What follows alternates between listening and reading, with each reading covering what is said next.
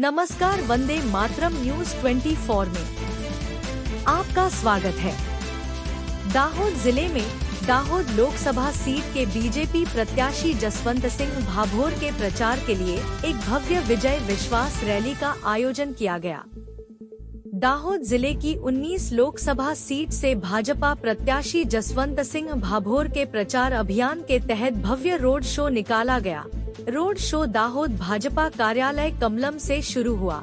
वहां से ब्रिज के पास वार्ड 1 के नगर सेवकों ने स्वागत किया। बस फिर station Swami Vivekananda Chowk, Birsa Munda circle, Manek Chowk, Thakkar Bapa Chowk, Aswarwad Chowk, APMC circle, APMC gate number 1 पर पहुंची और पदावन से होकर गुजरी, जहां रैली पर फूलों की वर्षा की गई और रैली एक भूखंड पर समाप्त हुई। सहरकर नगर से दाहोद तक पुराने इंदौर रोड से सटा हुआ। वहीं मौके पर विजय विश्वास सभा का आयोजन किया गया, जिसका स्वागत जिला अध्यक्ष शंकर अमलियार ने किया। जिसके बाद दाहोद से बीजेपी के लोकसभा प्रत्याशी जसवंत सिंह भाभोर ने अपना भाषण दिया और कहा कि मैंने अपने इतिहास में दाहोद में इतनी भव्य रैली कभी नहीं देखी। मैं बच्चू भाई खाबड़ का आभारी हूँ, जिन्होंने कहा कि 1947 के बाद हुई इस रैली को रैली नहीं, रैली कहा जाता है। हमारे न्यूज चैनल को लाइक, फॉलो और सब्सक्राइब करें। दाहोद गुजरात से कुलदीप उपाध्याय की रिपोर्ट।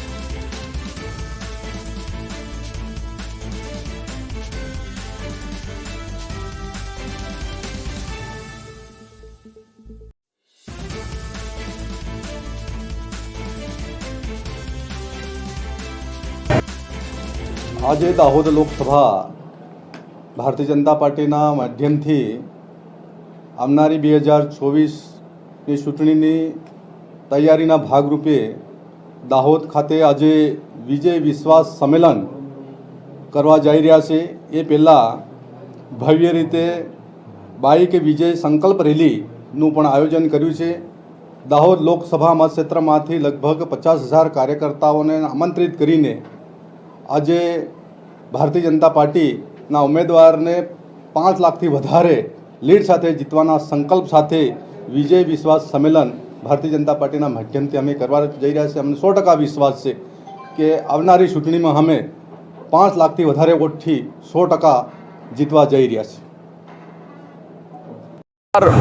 આજે દાહોદ જિલ્લા માટે, દાહોદ લોકસભા માટે ગૌરવનો દિવસ છે.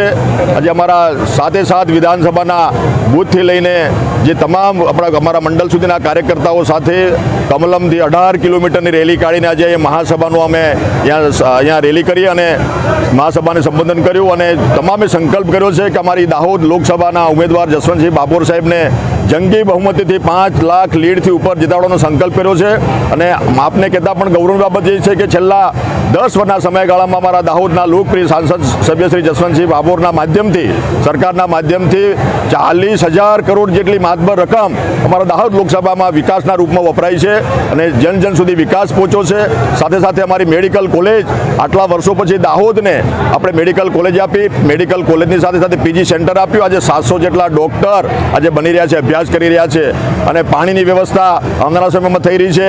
આજે નર્મદાનું પાણી પાટા ડુંગરીમાં પાડ્યું, કડાણાનું પાણી દાહોદ સુધી પહોંચાડ્યું, સંતરામપુર, જાલોલ, લીમખેડા અને દાહોદ સુધી પાણી મિત્રો પહોંચાડીને આજે જન જન સુધી પાણી પહોંચે અને આવનારા સમયમાં દુકાળ ભૂતકાળ બને એના દિશામાં અમારી સરકાર કામગીરી કરી છે.